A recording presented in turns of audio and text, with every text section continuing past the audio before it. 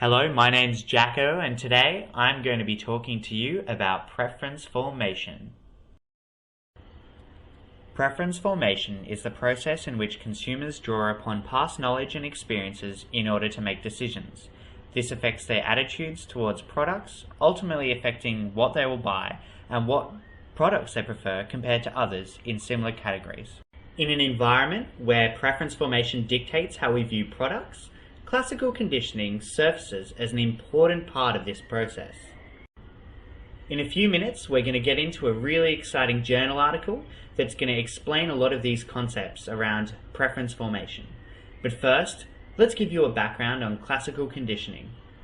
Classical conditioning is the process of using an established relationship between a stimulus and a response to bring about the association of the same response to a different stimulus. The best way to describe this concept is through Pavlov's experiments. He was the guy who came up with classical conditioning. Pavlov's experiments involved observing the behavior of dogs at feeding times. The dogs naturally salivate, the unconditioned response, in the presence of food, which is an unconditioned stimulus. When he rang a bell without food, there was no response.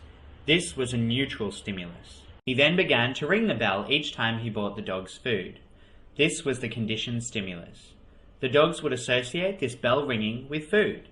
In time, the dogs became conditioned to this new stimulus-response pairing, where the bell ringing provoked salivation, which became the conditioned response, even in the absence of food. The purpose of the study, The Effects of Music in Advertising on Choice Behavior, a Classical Conditioning Approach, by Gerald J. Gorn, was to understand how external stimuli, such as music, affected consumer preference formation.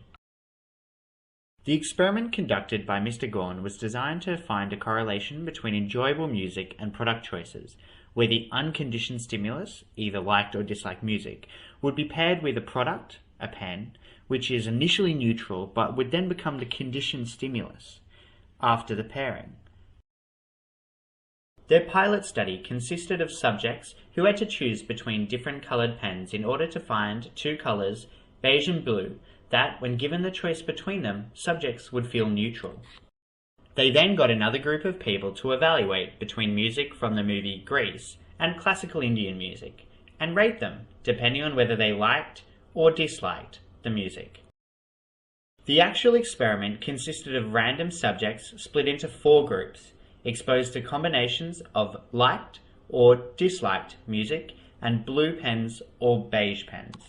The results, after removing outliers, found that music strongly affected the consumer's choices, with 79% of subjects exposed to the liked music choosing the corresponding colour of pen, and only 30% of subjects exposed to the disliked music doing the same. You can see this concept in action in real-life advertisements.